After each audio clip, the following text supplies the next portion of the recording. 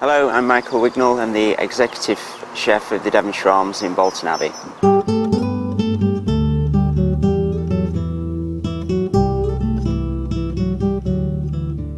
Okay, the first step with the chocolate fondant would be to melt your chocolate. We're using 85% chocolate. You could use a 70%, you could use a 65%. Just melt it to a blood temperature, no hotter than that or else it impairs the flavour of the chocolate. Add your unsalted butter into that. Incorporate both of them until they're both fully melted and still at a decent blood temperature, just above a blood temperature, really just warm. After that, you need to incorporate your castor sugar into the small amount of egg whites which you've got. You're just basically emulsifying them, you're not whipping them up at all, so either fold them in with a spatula or lightly with a whisk, but don't whisk it at all, you don't want any air in there at all. Once the two are incorporated together, emulsify the rest of your larger amount of egg whites, and then you need to slowly start pouring your melted chocolate in there with a spatula, folding it in as you go along. Once you've added all your chocolate in there, slowly add your sifted flour. It's really important that it's got to be sifted so it's nice and light and it incorporates in properly.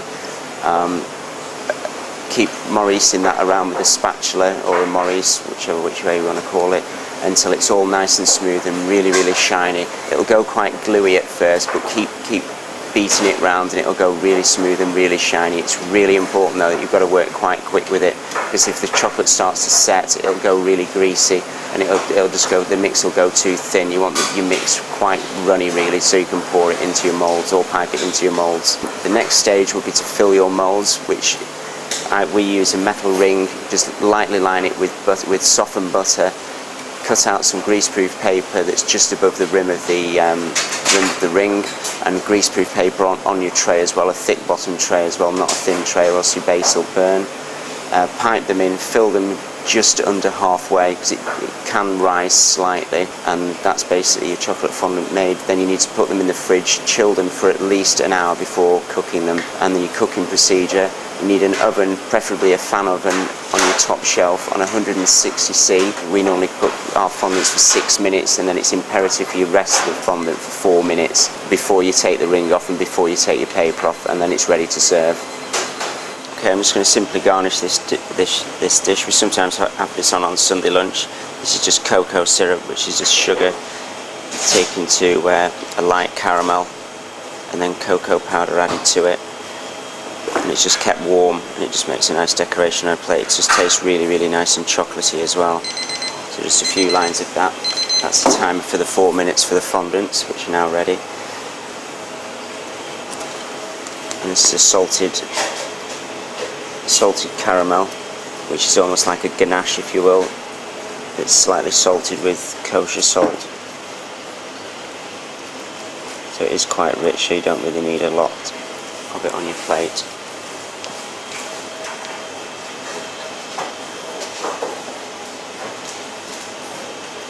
And a coconut creme patissiere. This is just an optional extra. It's just mocha butter, which is, I won't go through how to make it because it is actually quite difficult to make. It's got about 20 different ingredients.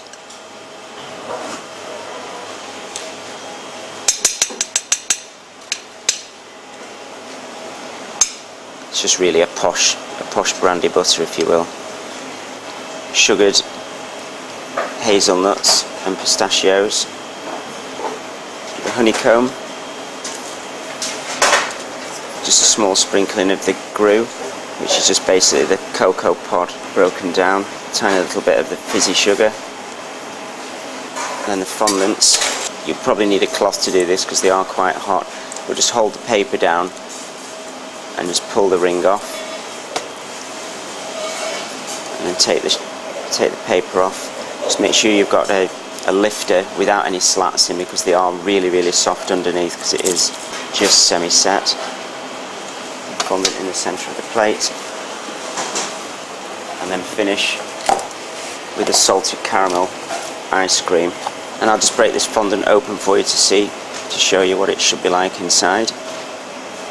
It's still steaming hot, as you can see the steam coming out, but not set in the centre, nice gooey centre, and just basically the outside is just set, nothing else is.